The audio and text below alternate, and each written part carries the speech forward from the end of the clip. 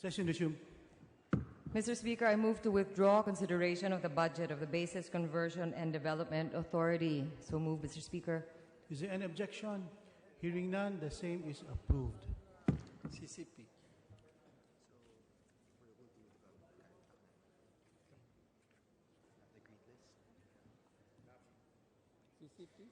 Majority Leader. Mr. Speaker, I move that we begin consideration of the budget of the Development Academy of the Philippines. Any objection? Hearing none, the same is approved. Mr. Speaker, I move that we recognize the gentleman from Albay, Representative Joey Salceda, to sponsor and answer questions, if any, on the budget of Development Academy of the Philippines. Thank you. The Chief Operating Officer, Mr. Kalau, is here, Your Honor. Yes. Welcome to the House of Representatives.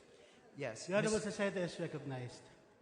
Ready to answer questions, Your Honor. But before that, Mr. Speaker, we would just like to acknowledge the presence of President Antonio Calao Jr., Senior Vice President Magdalena Mendoza, Senior Vice President Bernardo Dizon, Vice President Arnel Abanto, Director Nanette Caparos, Vice President Monina De Armas, Attorney Gideon Mortel, Vice President Carlos Saico, Anatalia Barawidan, Chriselle Ching, and Emerson Labang.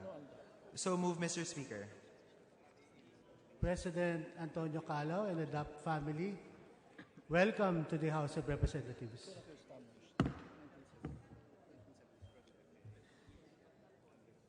Majority Leader.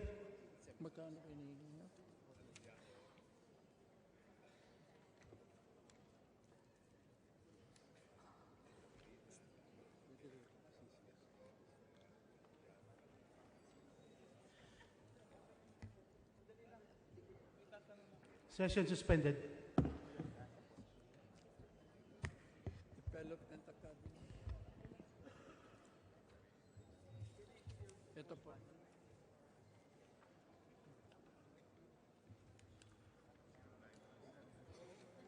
Ito na, sir. Ay.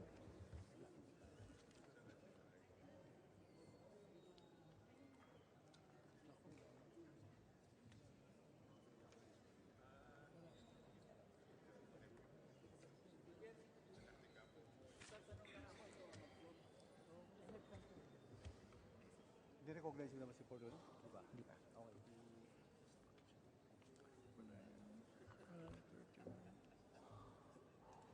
Ano po? Ito ba yung binigay sa atin? Magkano binigay? Saan ba binigay dito? Session resumed. Mr. Speaker, I move that we recognize the Honorable Minority Floor Leader, Danilo Suarez, for his interpellation. The Honorable Minority Leader, the Honorable Danilo Suarez, is recognized for his interpellation. Thank you, Mr. Speaker. Distinguished sponsor, minor clarificatory question for this very important academy. Distinguished sponsor, where is this? I understand this is located in Tagaytay. Am I correct there?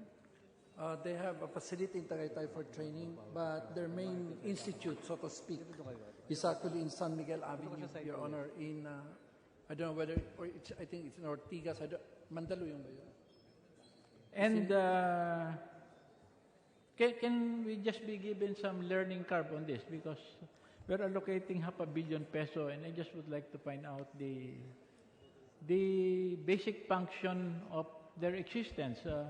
Ano po ang primary purpose nitong DAP, distinguished sponsor? Para siya po yung Asian Institute na in-house ng gobyerno, Your Honor, na kung saan tinitrain po. In short, Your Honor, it's a government entity that essentially provides training to all government officials, including Congress, especially to the neophytes, Your Honor. Including us?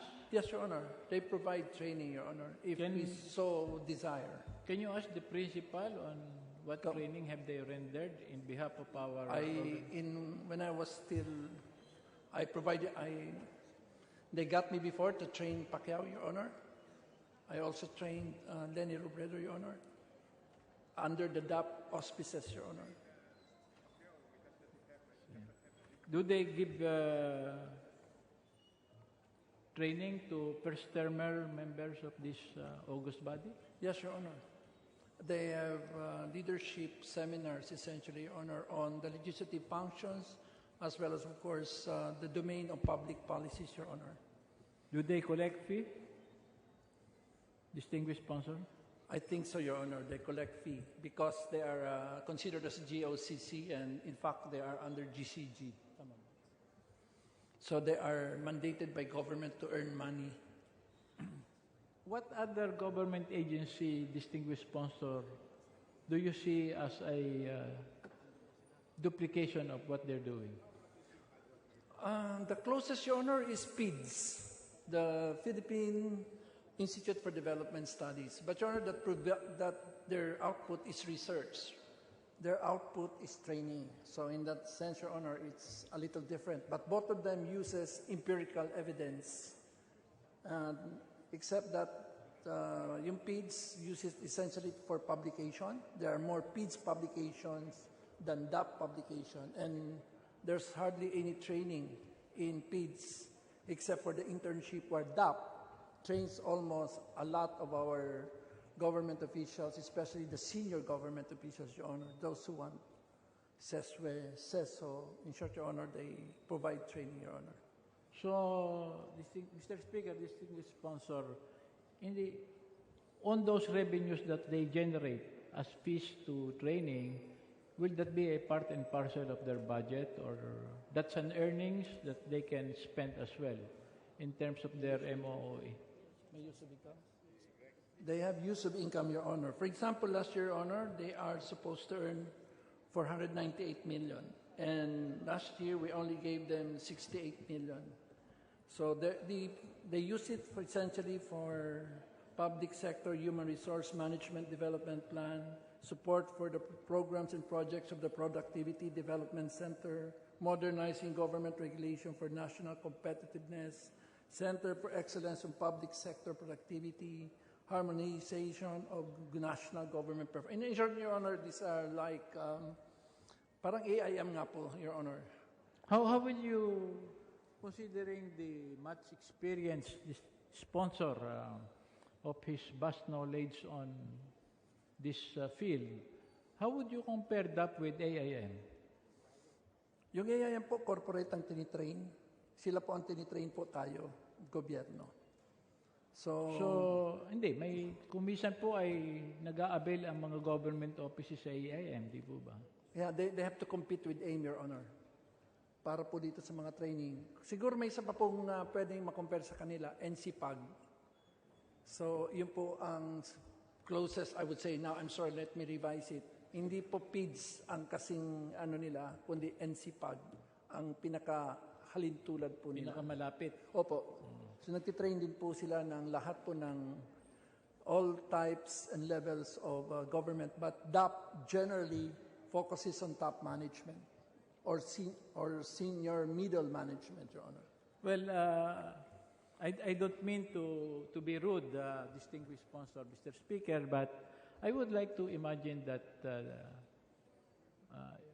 have you been to DAP, distinguished sponsor?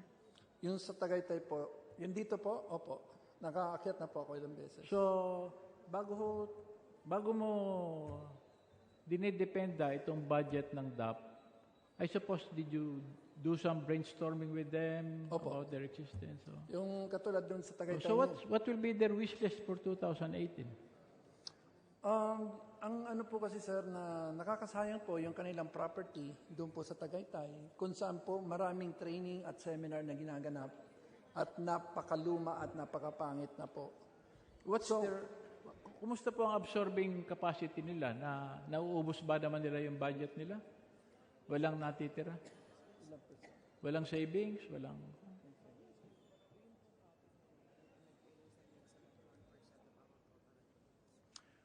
Your Honor, yun ang hirap po kasi parang may profit schedule sila eh.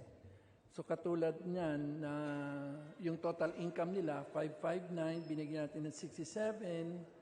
So, magkano kinita nyo last year? 1%, 500. Huh? 5 million.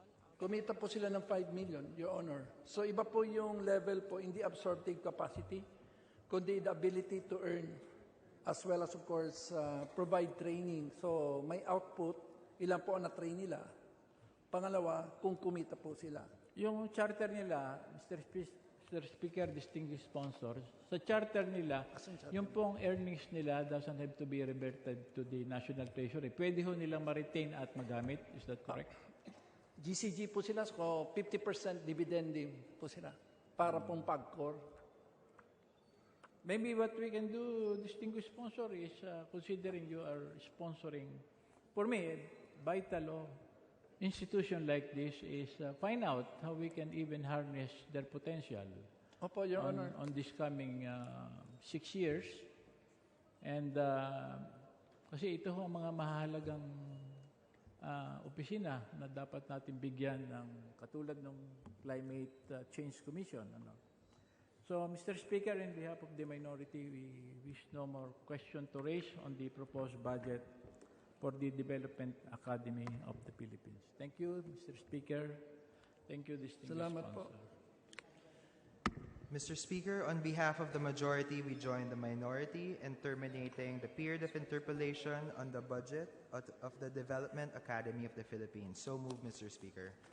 There's a joint motion from the majority and the minority to terminate the period of sponsorship and interpellations for the budget of the Development Academy of the Philippines. Is there any objection? Hearing none, the same is approved.